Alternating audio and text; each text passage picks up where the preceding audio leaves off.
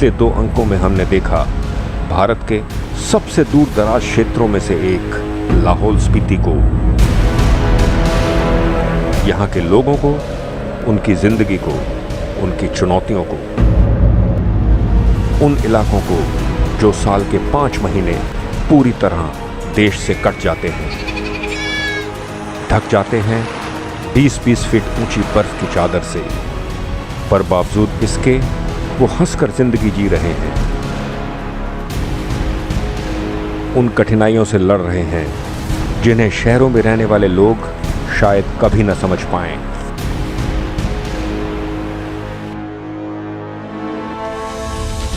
आइए इस श्रृंखला की आखिरी कड़ी में चलते हैं वहां जहां गांव वाले आसमानों से बातें करते हैं।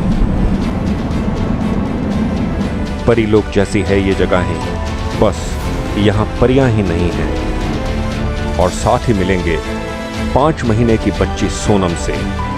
जल्दी ही इसके गांव में तापमान 0 से -40 डिग्री सेल्सियस हो जाएगा। ये इसकी जिंदगी की पहली सर्दी होगी।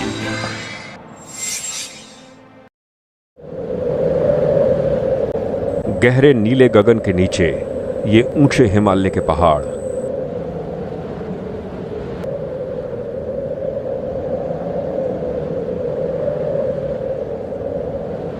जहां पेड़ तो दूर घास भी नहीं उगती।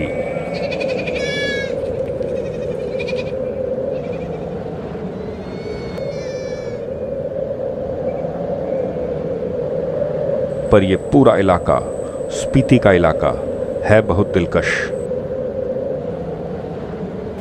पहली नजर में स्पीति बिल्कुल लद्दाख जैसी ही दिखती है, पर असल में है नहीं।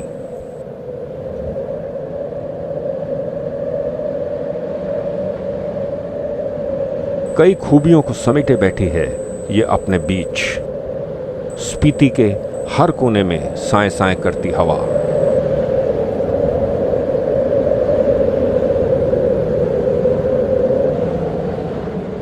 इससे जुगलबंदी कर रही है स्पीति नदी की कलकल।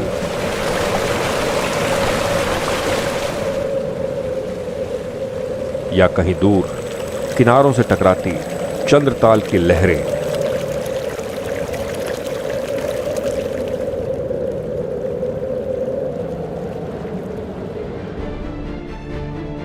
पर हम चुनौतियों की भी तो बात कर रहे हैं। इनसे रूबरू होने के लिए निकलना पड़ेगा स्पीति के सबसे बड़े कस्बे काजा से बाहर। काजा में सब सुख सुविधाएं मौजूद हैं, इसलिए कठिनाइयां यहां नहीं दिखती। तो कहां दिखती हैं वो? चलिए चलते हैं काजा से बाहर।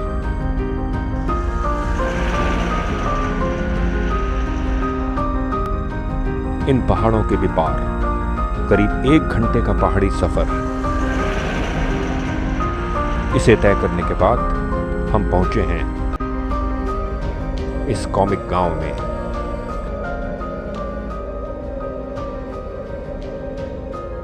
मोटर मार्ग से जुड़ा होने वाला ये दुनिया का सबसे ऊंचा गांव है। समुद्र तल से 15,027 फीट ऊंचा।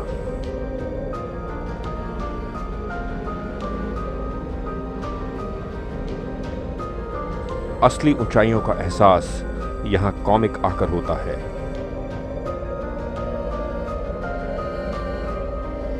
साथ ही जिंदगी से 2-2 हाथ करते यहां रहने वालों के दर्द का भी।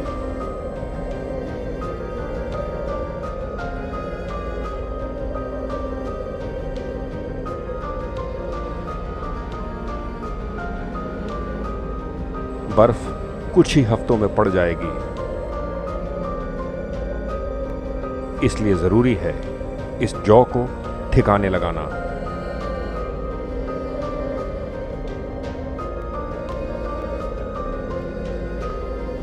बात करने की फुर्सत भी नहीं है इन किसानों को।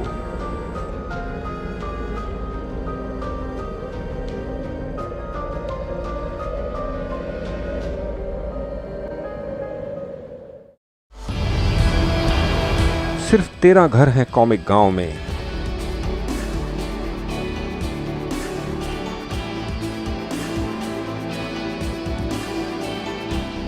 और आबादी 100 से कम।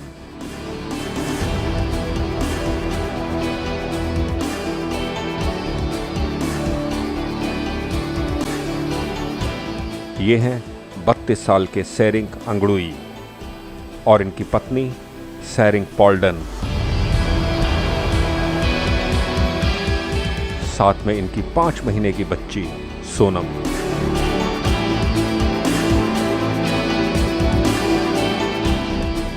सर्दी और बर्फ पड़ने के बाद ये सारे काम एकदम रुक जाएंगे। इस बात से अच्छी तरह वाकिफ है ये नौजवान।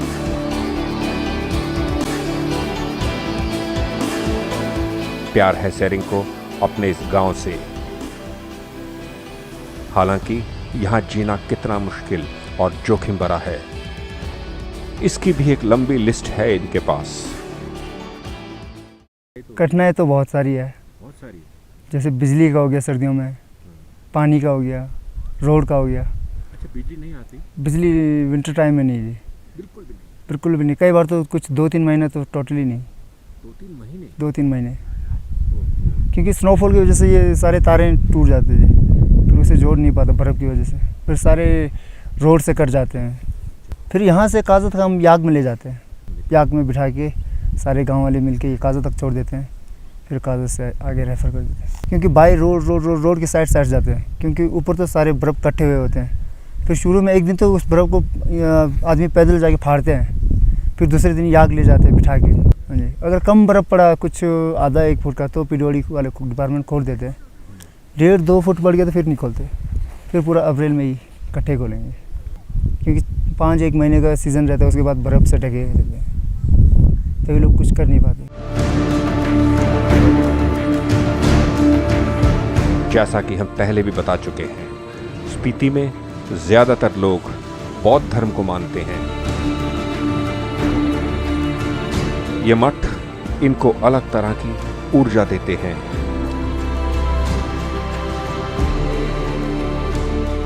यहां कॉमिक गांव में भी यही मठ शायद इनके जुझारूपन को जिंदा रखता है। नहीं तो कोई ज्यादा मतलब नहीं इस वीराने में जिंदगी बिताने का। इतनी ऊंचाई पर जिंदगी की बुनियादी सुख सुविधाओं से दूर। 5 महीने जब कॉमिक का तापमान 0 से 40 डिग्री नीचे चला जाए और इस दौरान किसी घर में बिजली ना हो, यह है स्थिति कॉमिक गांव की। लाहौल स्पीति के डिप्टी कमिश्नर देवा सिंह नेगी मानते हैं कि इस पूरे इलाके में जिंदगी जीना आसान नहीं है, पर वो कुछ ऐसे पहलुओं को भी छूते हैं जिनसे हम अनजान हैं। यहाँ के लोग एक मेहनती बहुत हैं और एडवेंचरस हैं और एंटरप्रेन्योरशिप है। और यहाँ के लोग सर्विसेज में सर्दियों में -20-30 ज़रूर चला जाएगा, बट ठंड से कोई नहीं मरेगा। प्लेन्स में ज़्यादा मरेंगे। हाँ, दिल्ली हाँ, वहाँ ठंड से लोग ज़्यादा मरते, बट यहाँ नहीं मरते। बट वो रेजिस्टेंस लेवल है, इनबिल्ट रेजिस्टेंस है। फिर इंतज़ाम है, बिना छत का कोई घर नहीं होगा, क्योंकि जो प्लेन्स में भी जो मरते हैं बेचारे, कोई सड़क पर रह रहे हैं, फुटपाथ पर रह रहे हैं, रात हाँ वीक है, तो रात को चादर ला के सो गए और रात को कोहरा पड़ गया और ठंडा हो गया। तो वो सब चीज़ें हमारे यहाँ नहीं मिलेंगे आपको।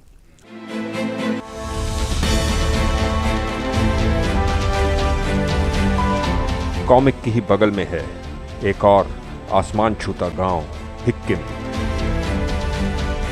कॉमिक जैसा ही मनमोहक नजारों से घिरा हिक्किम।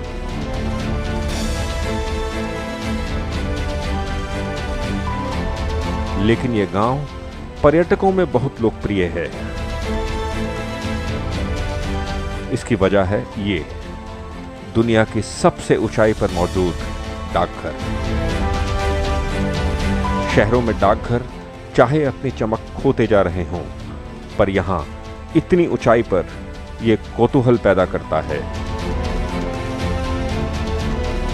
इस डाकघर में काम भी वैसा ही होता है जैसा कि शहरों के दूसरे डाकघरों में।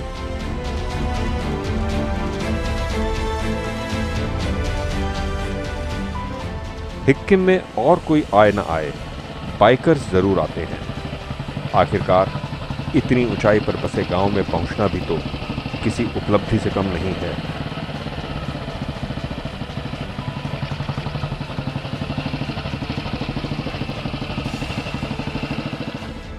अब जैसे इन्हें ही लें,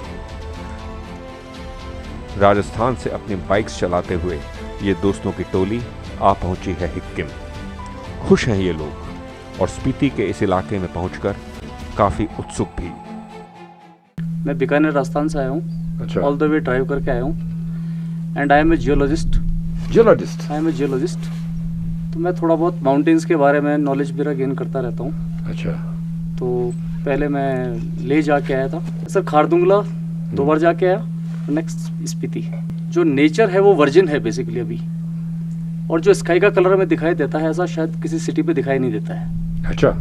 जो स्काई का ब्लूइश कलर है, ऐसे लगता है जैसे फिल्मों में देखा है ब्लूइश, ऐसा और कहीं दिखाई नहीं देता है। अगर आप दिल्ली में देखें तो वो ग्रेश कलर दिखाई देगा। बिल्कुल। तो वो ये इसकी ब्यूटी है बेसिकली। और जियोलॉजी के पॉइंट ऑफ व्यू से आपको ये पहाड़ कैसे लगे?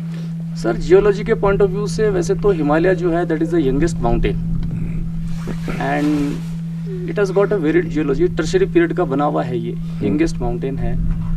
इसके अंदर डिपॉजिट्स जो है वो सेडिमेंट्री डिपॉजिट्स हैं मोस्टली। ये हम लोग का एक फैमिली ग्रुप है और हम लोग हर साल कुछ ना कुछ जगहों पे स्पॉट्स पे जाते रहते हैं जो कि हम लोग के लिए थोड़े टफ होते हैं, आम आदमी के लिए टफ है। उसमें से एक ये भी था। हम लोग अभी तक 2 बार खारदुंगला तक जाके आए हैं। काफ़ी ब्यूटीफुल है ये और लोग काफ़ी शांत है यहाँ पे, बहुत मिलने लायक है, लोग फ्रेंडली है काफ़ी।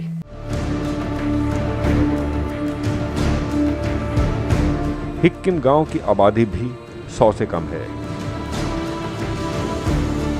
इनकी समस्याएं भी लगभग वही हैं जो आसपास के दूसरे गांवों की। छोटी छोटी चीज़ें लेने के लिए यहाँ पे दुकान वगैरह है नहीं, नीचे जाना पड़ता है दूर काजा तक। ठंड तो बहुत होती है पर घर में आग जला के फिर घर में जो गलीचा वगैरह बना के फिर टाइम पास करते हैं। कोई अगर बीमार हो गया तो कैसे लेके जाएंगे? बीमार हो जाए तो वैसे तो छोटा मोटा तो गांव में ही ट्रीटमेंट हो जाता है। हाँ बस अगर ज़्यादा सीरियस हो जाते तो फिर यहाँ से काजा उतारना पड़ता ना, काजा हॉस्पिटल में। उधर कॉमिक गांव में सेरिंग अपने घर में है। सुबह से ही काम में लगे थे, अब कुछ देर पत्नी और बच्ची के साथ सुस्ता रहे हैं।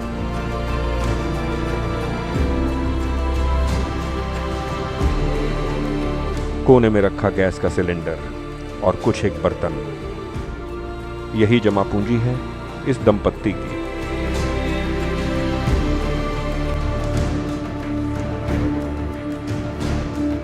पर फिर भी जिंदगी से बहुत ज्यादा नाराज नहीं दिखते ये। ऊंचाइयों में बसे इन गांवों में बड़ी दिक्कत है सिंचाई के पानी की। बारिश यहां ना के बराबर होती है। ऐसे में सिंचाई के पानी का अभाव हर किसान को खलता है। मेन तो सिंचाई के पानी का खेत है लोगों के पास, सिंचाई के लिए पानी नहीं है क्योंकि हमारे पास यहाँ ग्लेशियर वाला पानी है ही नहीं। जो भी पानी है स्प्रिंग वाटर है और काफ़ी पिछले 6-7 साल से बर्फ़ पड़ ही नहीं रहा है, तो उस वजह से सारे स्प्रिंग कम हो रहे, सूख रहे हैं, कुछ तो सूख गए, कुछ कम हो गए। बर्फ़ कम हो रही है। जैसे पहले 4-5 फुट होती थी, आजकल 1.5-2 फुट। और मौसम भी काफ़ी चेंजेस हो गए। शायद सीज़न रहता था पहले कि दिसंबर से अप्रैल तक बर्फ़ पड़ेगी, आजकल ऐसा नहीं है। आजकल जून में भी दे देते हैं कई बार।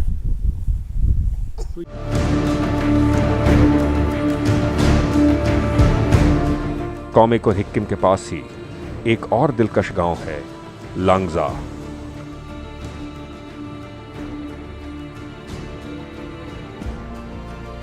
बेहद खूबसूरत नज़ारों के बीच वही जिंदगी की समस्याएं लिए बैठा लांगजा।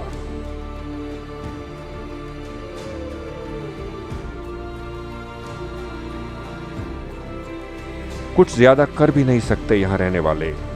इन वीरान सन्नाटों में लिप्त घाटियों में इनकी आवाज दूर तक जा भी तो नहीं पाती।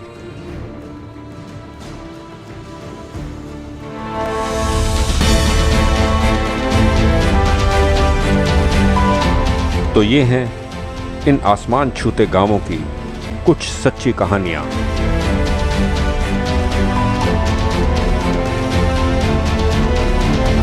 दर्द और सुकून का अनोखा मिश्रण देखने को मिलता है यहां।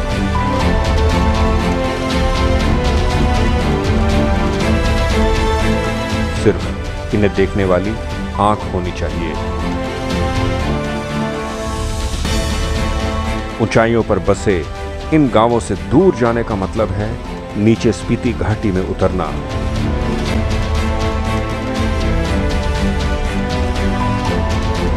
एक बार फिर काजा से बाहर निकलते हैं और चलते हैं इस नीले पानी की अटखेलियां करती स्पीति नदी के साथ साथ।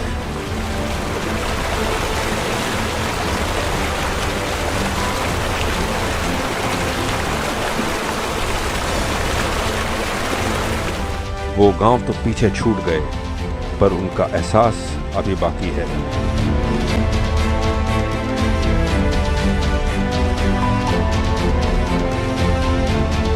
स्पीति के एक कोने में है टाबो। इस पूरे इलाके का सबसे हरा भरा क्षेत्र। और टाबो के ये सेब के बगीचे, यहां ये ऐसे दिखते हैं मानो रेगिस्तान में गुलाब का फूल।